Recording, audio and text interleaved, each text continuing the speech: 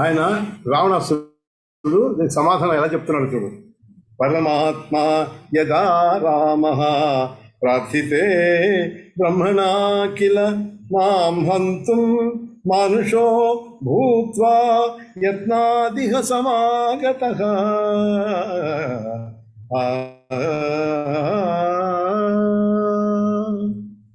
నిజంగా నువ్వు అన్నట్లు రాముడే పరమాత్మే అయ్యాడనుకో, బ్రహ్మచేత ప్రార్థించబడి ఆయన ఇక్కడికి వచ్చాడు. నన్ను వధించడం కోసమే మానవుడిగా వచ్చాడు. నువ్వు చెప్తున్నావు కదా ఈ మాటలు, నువ్వు ఇవే కదా నువ్వు చెప్తున్నావు. నారదుడు అలా చెప్పాడని, బ్రహ్మదేవుడు ఇలా అన్నాడని, బ్రహ్మదేవుడు అలా అంటుంటే ఆ బ్రహ్మదేవుడి యొక్క కోరిక తిరిగి సరే అనటానికి రాముడిగా పుట్టాడు అని నువ్వు చెప్తున్నావు. నిజమే. మరి అలా పుట్టినవాడు మరి ఆయన పని ఆ పని చేయాలిగా ఆయన. అది నన్ను వధించడం కోసమే మానవుడిగా కనుక ఆయన వస్తే, ఆ ప్రయత్నంతో ఇతను ఇటువైపు వచ్చేస్తే అతను వెంటనే ఆ పని చేస్తాడు. అచిరకాలంలోనే ఆ పని చేస్తాడు. కరిష్యత్యచిరాదేవ అచిరాదేవ కరిష్యత్యచిరాదేవ సత్య సంకల్ప ఈశ్వర. ఈశ్వరుడు పరమేశ్వరుడు సత్య సంకల్పుడు కదా, కాబట్టి అతను తప్పనిసరిగా ఈ పని చేస్తాడు. కాబట్టి అలా చెయ్యాలంటే నేను సీతాదేవిని తీసుకురావాలి. అతో అహం యత్నత సీతామానేష్యామ్యేవ రాఘవాత్. తప్పనిసరిగా నేను ఆవిడ్ని తీసుకుని వచ్చి తీరాలి. ఎందుకయ్యా నువ్వు భయపడతావు? వధే ప్రాప్తే రణే వీర ప్రాప్యామి పరమం పదం. నేను ఓ వీరుడైనటువంటి ఓ మారీచుడా, నువ్వు కూడా వీరుడివే కదా. రాముడితో యుద్ధమే కనుక నాకు ప్రాప్తమైతే, ఆ యుద్ధంలో వధమే కనుక ప్రాప్తమైతే నాకేమిటి భయం? నేను పరమపదాన్ని చేరుతాను. శ్రీరాముడు అంటే పరమేశ్వరుడు అంటున్నావు కదా, ఆ పరమేశ్వరుడు చేత కనుక నేను వధింపబడితే నాకేం కావాలి? నేను సాక్షాత్తు ఆ పరమపదాన్ని నేను చేరుకుంటాను. ఒకవేళ ఈ రాముడు నువ్వు చెప్పినట్టుగా పరమాత్మ కాడనుకో, యద్వా రామం హరణే హత్వా సీతాం ప్రాప్యామి నిర్భయ కదా. ఒకవేళ రాముడు ఈ పరమాత్ముడు కాకపోతే నాకు సీత దక్కుతుంది. అలా చూస్తే నాకు పరమపదం దక్కుతుంది, ఇట్లా చూస్తే నాకు సీత దక్కుతుంది. మనకి ఎలా అయితే నాకే కానీ ఈ పని ఇది కావాలంటే నేను ఈ పని చేసి తీరాలి. నిర్భయంగా నేను రాముణ్ణి నేను యుద్ధంలో వధించి సీతను పొందుతాను నాయని ఆ మాట చెప్పి మారీచుడితో చెప్పాడు అని చెప్తూ ఇంకోటి అన్నాడు. తదుత్తిష్ట మహాభాగ విచిత్ర మృగ రూపధృక్. ఇప్పుడు తన యొక్క ప్లాన్ ఏమిటో చెప్తున్నాడు. విచిత్రమైనటువంటి మృగ రూపాన్ని నువ్వు ధరించు. లే ఓ మహాభాగ అంటే ఒక గొప్పవాడా, లేచి రామం సలక్ష్మణం శీఘ్రమాశ్రమాత్ అతి దూరత. రాముణ్ణి లక్ష్మణుణ్ణి వెంటనే అతి దూరానికి, ఆశ్రమం నుంచి అతి దూరానికి తీసుకెళ్ళిపో అన్నాడు. ఆక్రమ్య గచ్చత్వం శీఘ్రం సుఖం తిష్ట యథాపురా. అయిపోయిన తర్వాత ఈ నీ పని పూర్తి అయిపోయిన తర్వాత సుఖంగా నీ యొక్క ఆశ్రమానికి వెళ్ళి హాయిగా ఉండు. అతః పరం చేద్యత్కించిత్ భాషసే మద్విభీషణం. ఈ మాటలు కనుక నేను చెప్పిన మాటలు వినకపోతే ఇంకా నువ్వు నాకు ఎదురు మాటలు మాట్లాడితే నేను నాకంటే చెడ్డవాడేవాడు ఉండడు. ఇట్లా అంటానే ఆ మాటలు అలాంటి మాట చెప్తున్నాడు అనమాట. కాబట్టి వెళ్ళు. ఇంకా నువ్వు నన్ను ఏదో భయపెట్టడానికి నువ్వు మాట్లాడడానికి ప్రయత్నం చేస్తే నిన్ను ఇప్పుడే చంపేస్తాను ఈ ఖడ్గంతో. హనిష్యాం. అసి అంటే ఖడ్గం. అసినానేన త్వామత్రైవ నశంచయ. నువ్వు ఇంకా ఏమైనా పిచ్చి పిచ్చిగా మాట్లాడావంటే నిన్ను ఇప్పుడే నా కత్తితో ఖండించి పారేస్తాను. కాబట్టి నా సంశయ, నేను చంపేస్తాను, అది సంశయం పెట్టుకోకు. మారీచస్తద్వచ శ్రుత్వా స్వాత్మనే నాన్వచింతయత్. మారీచుడు ఈ మాటలు వినగానే ఇంకా లాభం లేదురా మనసులో అనుకున్నాడు అనమాట. ఇక్కడ నేను రాముడు సంహరిస్తే నన్ను, కనీసం నేను ఈ సంసార సముద్రాన్ని దాటిపోయి ఆ పరమపదానికి వెళ్ళిపోతాను, ఇంకా సంసార సముద్రాన్ని తరించేస్తాను నేను. కాబట్టి నేను ఆ పని చేయడమే నయం. వీడు లేకపోతే ఇది నిశ్చిత్యమరణం ఈ చేత్ దుష్టస్తదా మే నిరయోధ్రువం. నిరయ అంటే తెలుసా? నిరయం అంటే నరకం. ఈ దుష్టుడి చేత కనుక నన్ను చంపబడితే నాకు నరకమే ప్రాప్తిస్తుంది. కాబట్టి నేను ఈ దుష్టుడి చేత ఎందుకు చంపబడాలి?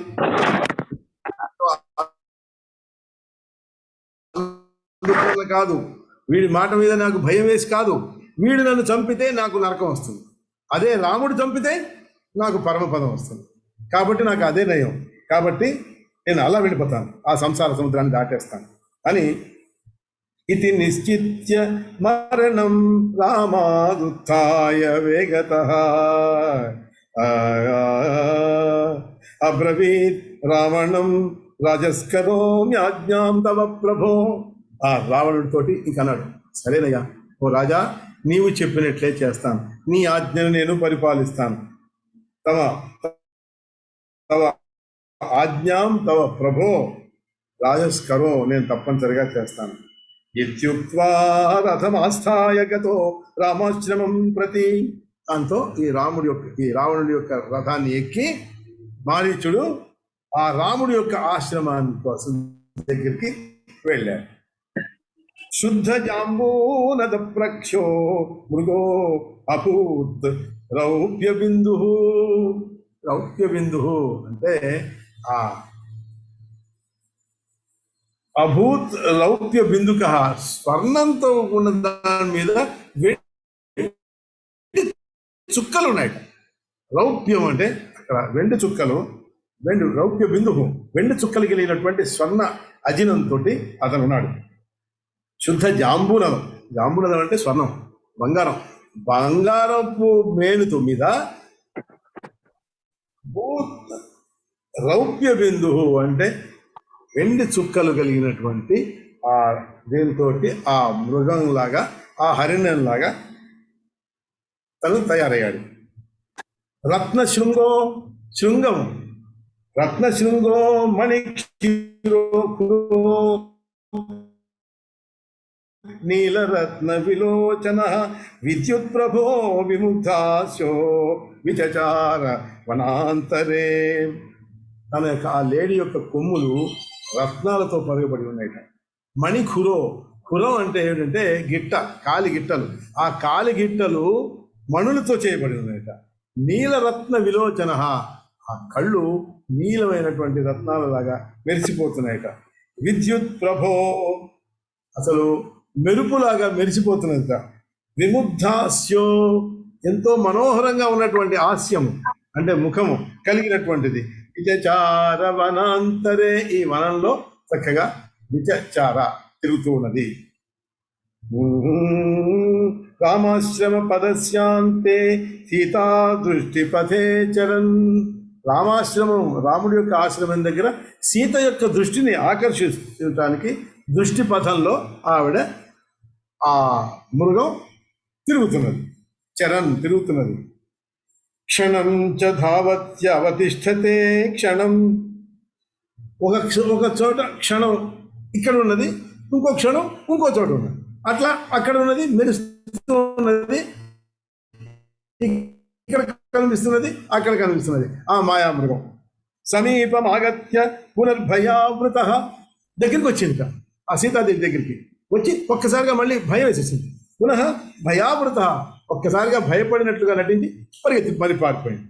ఏవం మాయామృగవేష రూపధృక్ చచార సీతాం పరిమోహయన్ కలహ.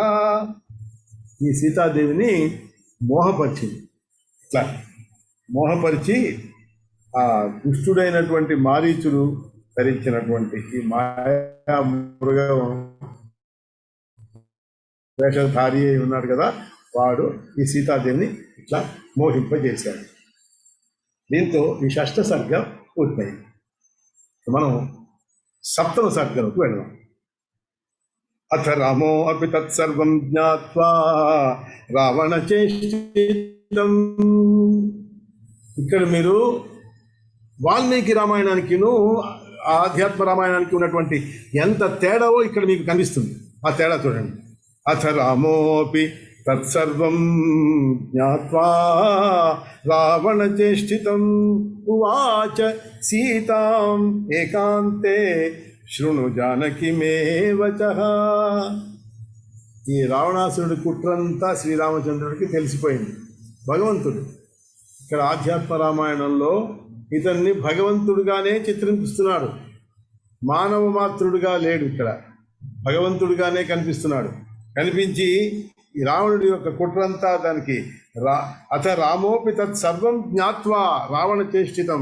రావణుడి యొక్క చేష్టలు, వాడి యొక్క ఆలోచనలంతా తత్సర్వం జ్ఞాత్వా అవన్నీ తెలుసుకొని రాముడు ఉవాచ సీతతో ఇలా అంటున్నాడు ఏకాంతంతో, శృణు జానకి మే వచః, నేను చెప్పేది విను. రావణో భిక్షురూపేణ ఆగమిష్యతి తే అంతికం. తర్వాత రావణుడు భిక్షు రూపంలో వస్తాడు. ఇది చూడటానికి ఎలా ఉంది, వినటానికి. ఎప్పుడో రావణుడు ఏం జరుగుతుంది, రావణుడు భిక్షు రూపంలో వస్తాడు, ఇవన్నీ రాముడు సీతకి చెప్పేస్తున్నాడు. రాబోతున్నాడు అట్లా, అది నీ దగ్గరికి భిక్షుక రూపం దాల్చి వస్తాడు. త్వం తు ఛాయాం త్వదాకారం స్థాపయిత్వోటజే విషా. నువ్వు ఏం చేస్తావంటే, నువ్వు నీతో సమానాకారం కలిగినటువంటి ఛాయని, నీ నీడని, అలాంటి ఆకారాన్ని ఇక్కడ వదిలిపెట్టి నువ్వు అగ్నావదృశ్య రూపేణ, అగ్నిలో అవదృశ్య రూపేణ, అదృశ్య రూపంలో నువ్వు అగ్నిలో ప్రవేశించు. అంటే నువ్వు అగ్నిలో ఉండు, నీ యొక్క ఆకారం ఛాయని మాత్రం ఇక్కడ వదిలిపెట్టు. అది కూడా ఎప్పుడు, త్వం తు ఛాయాం త్వదాకారం స్థాపయిత్వోటజే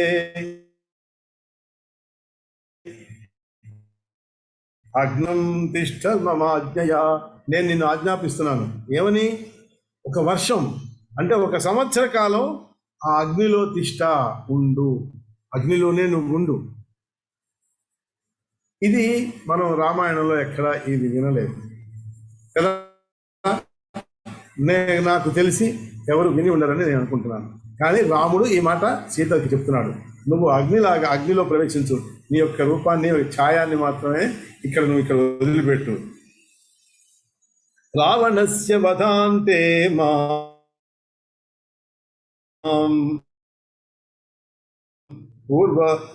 రావణుని నేను చంపేస్తాను కదా, చంపిన తర్వాత పూర్వవత్ యథాప్రకారంగా ఇంతకు ముందులాగా ప్రాప్తి చేసే శుభ, నా దగ్గరికి వచ్చేసేయి అని, ఓ శుభే అని, ఓ శుభాంగి అని చెప్తున్నాడు. శ్రుత్వా రామోదితం వాక్యం సాపి తత్ర తథా కరోత్ మాయా సీతాం బహి స్థాప్య స్వయం అంతర్దధే అనలే. స్వయం అంతర్దధే అనలే, అనలం అంటే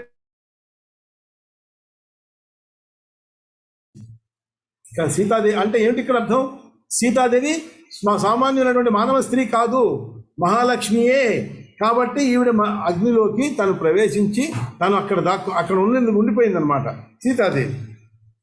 మాయా సీతాం బహి స్థాప్య, మాయా సీతను బయట అలా స్థాప్య ఉంచి తను మాత్రం ఆ సీతాదేవి ఆ అగ్నిలోకి వెళ్ళిపోయింది. మాయా సీత తదా పశ్యన్ మృగం. ఈ మాయా సీతయే ఆ మృగాన్ని, ఈ మాయా మృగాన్ని చూసింది. తదా పశ్య మాయా వినిర్మితం. ఆ మాయా మృగం మాయా సీత చూసి హసంతి రామం అభ్యేత్య, అప్పుడు నవ్వుకుని రామం అభ్యేత్య ప్రోవాచ వినయాన్విత, వినయంతో రామా నాకు నాకు ఆ మృగాన్ని తెచ్చిపెట్టు అని ఇలా మాట్లాడుతున్నది అన్నమాట. పశ్య రామం మృగం చిత్రం కానకం రత్నభూషితం విచిత్ర బిందుభిర్యుక్తం చరంతం అకుతో మృగో భవతు సుందరః. ఓ స్వామి, ఓ రామ, ఆ మృగాన్ని చూడండి. కనకం, కానకం అంటే బంగారంతో ఉన్నట్లుగా రత్నభూషితంగా ఉన్నది. ఇది విచిత్ర బిందుభిర్యుక్తం. అక్కడ దాని మీద ఉన్నటువంటి చుక్కలు చూడండి ఎంత విచిత్రంగా ఉన్నాయో, అలాంటి చుక్కలతోటి కలిసి ఉన్నది. చరంతం, అది కాస్త భయం భయంగా అది ఇట్లా ఇట్లా నడిచి వెళ్తున్నది. బధ్వా దేహి, బంధించి నాకు తీసుకురావా. బధ్వా, బంధించి, దేహి మమ క్రీడామృగో, నేను ఆడుకోవడానికి నాకు ఆ లేడిని తీసుకొచ్చి పెట్టు. భవతు సుందర, ఎంతో సుందరమైనటువంటి ఆ లేడిని నాకు తీసుకొచ్చి పెట్టు అని అడుగుతున్నది. తథేతి ధనురాదాయ గచ్చన్ లక్ష్మణమబ్రవీత్. ధనుష్ని బాణాలు తీసుకున్నాడు రాముడు. తీసుకొని గచ్చన్ వెళుతూ లక్ష్మణం అబ్రవీత్, లక్ష్మణుడితో ఇలా చెప్తున్నాడు. రక్ష త్వం అతియత్నేన సీతామత్ ప్రాణవల్లభాం. ఈ నా ప్రాణవల్లభ అయినటువంటి ఈ సీతాదేవిని రక్షిస్తూ ఉండు. అతి ప్రయత్నంతో నువ్వు రక్షిస్తూ ఉండాలి. మాయిన సంతి విపినే రాక్షస ఘోరదర్శన. ఈ వీళ్ళు మాయామయులైనటువంటి రాక్షసులందరూ ఇక్కడ ఉంటారు. వీళ్ళు అందులో ఈ విపిన ఉందే, ఈ అరణ్యం, ఇది చాలా దారుణమైనటువంటి మహా ఘోరమైనటువంటి అరణ్యం. దీంట్లో ఘోర దర్శనులైనటువంటి ఈ మాయామయులైనటువంటి రాక్షసులు ఉంటారు. అతో అత్రావహిత సాధ్వీం రక్ష సీతాం అనిందితాం. అనిందితాం, ఏమాత్రం నిందలేనటువంటి, అంటే అత్యంత ఇదైనటువంటి పరిశుద్ధురాలైనటువంటి ఆ సీతాదేవిని నువ్వు బహుజాగ్రత్తతో రక్షిస్తూ ఉండు అని చెప్పాడు. లక్ష్మణో రామం ఆహేదం దేవాయం మృగరూపధృక్ మారీచో అత్ర న సందేహ ఏవం భూతో మృగః కుతః. లక్ష్మణుడు అంటున్నాడు, ఓ రామ, ఓ అన్నయ్య, ఏమిటిది? నువ్వు దేవుడు, ఇలాంటి మృగం ఉంటుందా? మృగ రూపం, ఇట్లాంటి మృగం అసలు ఎక్కడైనా కనిపిస్తుందా? ఈ మృగ రూపాన్ని దాల్చినవాడు ఎవడు? మారీచుడు. అత్ర న సందేహ, సందేహం లేదు, వాడు చక్కగా వాడు మారీచుడే. ఏవం భూతో మృగః కుత, ఎందుకంటే ఇలాంటి మృగం ఎక్కడైనా ఉంటుందా స్వామి? చూడు అంటే వీడు మారీచుడని చెప్తున్నాడు. అసలు మారీచుడని ఎలా చెప్పాడు? ఎవరో రాక్షసులు వచ్చి ఉండాలి అనొచ్చు కదా. అందుకనే ఆధ్యాత్మ రామాయణంలో ఇవన్నీ ఉన్నాయన్నమాట. అంటే ఏమేమిటో అన్నీ వీళ్ళకి తెలిసే చేస్తున్నారు, వీళ్ళు చెయ్యాలి కాబట్టి. యది మారీచ ఏ వాయం తదాహన్మిన సంశయ. వీడు మారీచుడే అయ్యారనుకో, వెంటనే నేను చంపేస్తాను వీడిని, ఏం భయపడక్కల.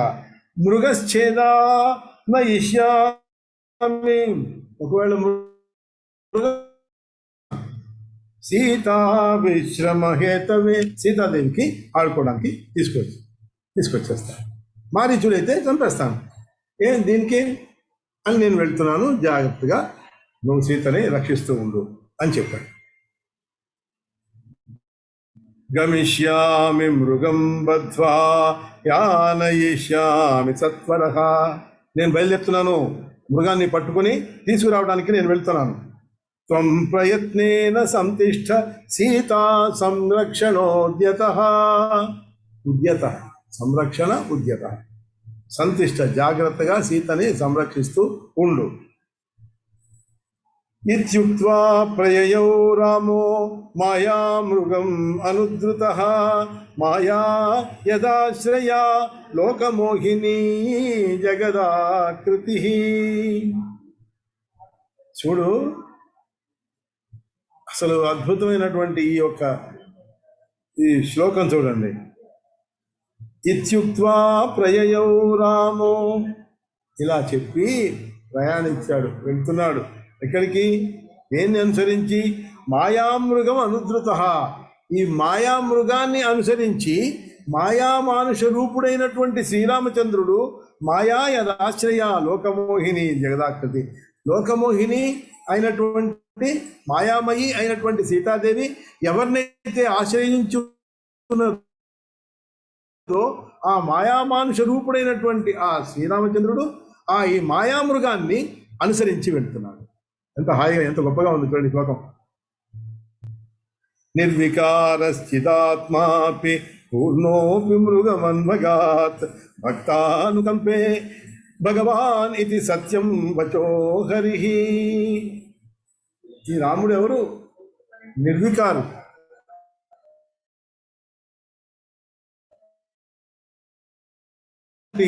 సర్వవ్యాపకుడు. అలాంటి వాడు ఆ రాముడు ఒక భక్తానుకంపి, భక్తుల కోసం పరిగెట్టేవాడు. అట్లాంటి వాడు ఆ భగవానుడు అయినటువంటి వాడు ఒక మాయా మృగానికి సామాన్య మానవులాగా ఆ లేడి వెంట పరిగెత్తుతున్నాడు. దానివల్ల ఏం తెలుస్తోంది మనకి? భగవంతుడు భక్తవత్సలుడు.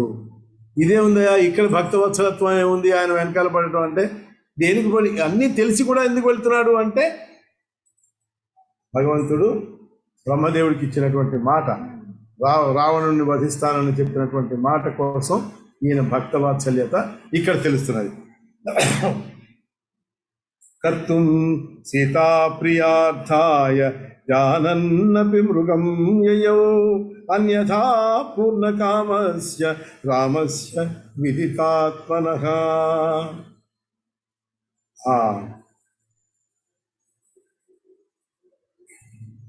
సీతకి ప్రియం కలిగించడం కోసం మృగం, జానన్నపి మృగం యయౌ, అదే మాయామృగం అని తెలిసినా కూడా అన్యథా పూర్ణకామస్యుడు అయినటువంటి రాముడు విదితాత్మన, అన్నీ తెలిసినవాడు అయినటువంటి వాడు, సర్వం తెలిసి కూడా సీతని ఆనందింపజేయడం కోసం ఆ మృగం వెనకాల పరిగెత్తాడు. లేకపోతే ఆయనకేం పని? ఆ మృగం వెనకాల పరిగెట్టవలసిన పని ఆయనకు ఉన్నదంటావా? ఆయన క్షణం, ఇంత తెలిసినటువంటి వాడు ఒక క్షణంలో ఆ మారీచుడిని సంహరించలేడా? ఇంకా విశేషం చూడండి ఇక్కడ. ఈ మారీచుడిని ఇప్పటికే 2 సార్లు కొట్టాడు ఆయన, కానీ చంపలేదు. మొదట్లో విశ్వామిత్రుడి దగ్గర ఆ యాగ సంరక్షణ చేసినప్పుడు సుబాహుణ్ణి చంపాడు, తాటకని చంపాడు, మారీచుడిని చంపకుండా వదిలిపెట్టాడు. వదిలిపెట్టాడంటే అస్త్రంతో కొట్టినా కూడా చంపకుండా వదిలిపెట్టాడు.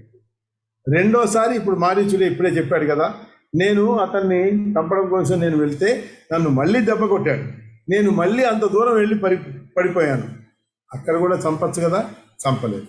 ఇక్కడ మూడోసారి ఇక్కడ ఎందుకని ఇప్పటిదాకా ఆపాడు? ఈ మారీచుడి వలననే ఈ పని జరగాలి కాబట్టి ఈ మారీచుడి యొక్క వధ ఇప్పుడు జరుగుతుంది. ఇట్లా అవుతున్నప్పుడు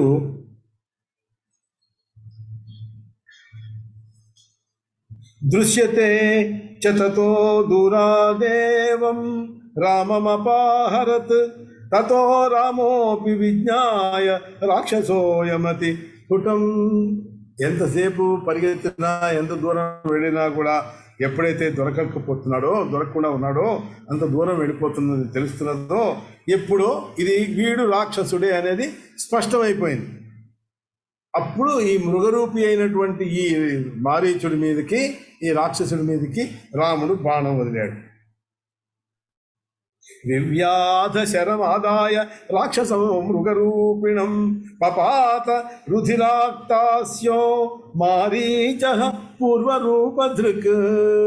ఎప్పుడైతే ఆ బాణం దెబ్బ తగిలిందో, దివ్యాధ శరమాదాయ రాక్షసం మృగరూపిణం, మృగరూపంలో ఉన్నటువంటి ఆ రాక్షసుడు పపాత రుధిరాక్తస్యో, రుధిరం అంటే ఆ నెత్తురు కప్పుకుంటూ నేల మీద పడిపోయాడు. ఎప్పుడైతే ఆ మారీచుడు నేల మీద పడిపోయాడో, దాంతో వాడి యొక్క అసలు రూపం పూర్వరూపం ఉద్ధరించేశారు.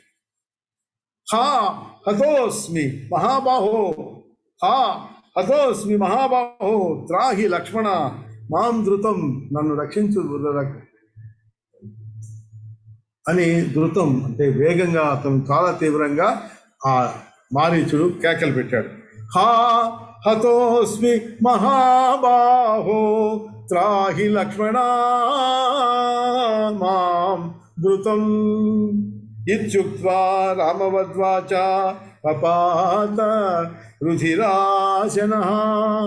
రుధిరాశనుడు అంటే రక్తం తాగేటటువంటి, రక్తమే అశనము అంటే భోజనంలాగా కలిగినటువంటి ఆ రాక్షసుడు పపాత నేల మీద పడిపోయి అయిపోయింది. ఇత్యుక్త్వా రామవచ, రాముడి గురించి అలా మాట్లాడుతూ కింద పడిపోయాడు. హా హతోస్మి, నేను చచ్చిపోతున్నాను, మహాబాహో లక్ష్మణ నన్ను రక్షించు అని కేకలు పెట్టాడు. ఎన్నామాజ్ఞో అపి మరణే స్మృత్వా తత్స్వామ్యమాప్నుయాత్. ఎప్పుడైతే రామనామం జపించుకుంటూ ఆ లక్ష్మణుని తలుచుకుంటూ వాడు మరణించాడో, దాంతో ఆ మారీచుడికి పరమపదమే సిద్ధించింది.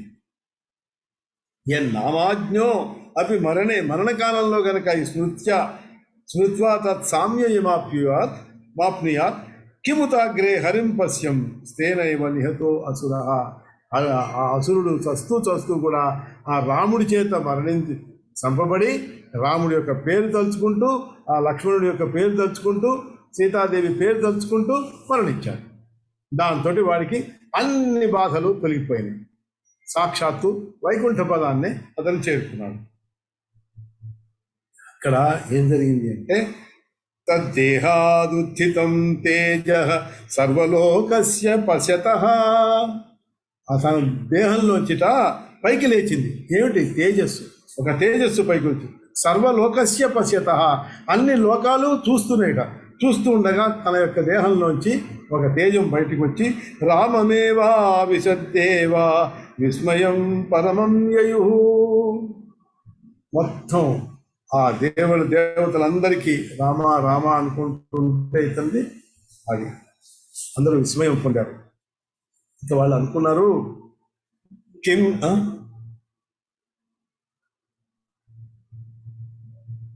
ఆహా వీడు మునిజన హింసకుడు, పాపి, నిశాచరుడు, ఎన్ని దుష్కర్మలో చేశాడు, అయినా కూడా చూడండి వీడికి ఉత్తమ గతి పొందింది. కిం కర్మ కృత్వా కిం ప్రాప్త, ఏం యథోపలు చేసినా కూడా కిం ప్రాప్త, ఏం వచ్చింది చివరికి? పాతకి మునిహింసక, అన్ని చేసినటువంటి వాడు. అథవా రాఘవస్యాయం మహిమానాత్ర సంశయ, ఆ రాఘవుడి చేత మరణింపబడి రాఘవుడి కలుసుకున్నటువంటి వల్ల అతనికి ముక్తి మాత్రమే లభించింది. ఇది నిస్సందేహంగా ఇది రామచంద్రుడి యొక్క పరమ కరుణయే, అతని యొక్క మహిమయే అని అందరూ అతన్ని పొగిడారు. ఇక మిగిలినది మనం రేపు చెప్పుకుందాం. అలా మారీచ వధ ఇట్లా ఇవాళ పూర్తయింది. శుభం. ఎవరైనా అడగదలుచుకుంటే అడగండి.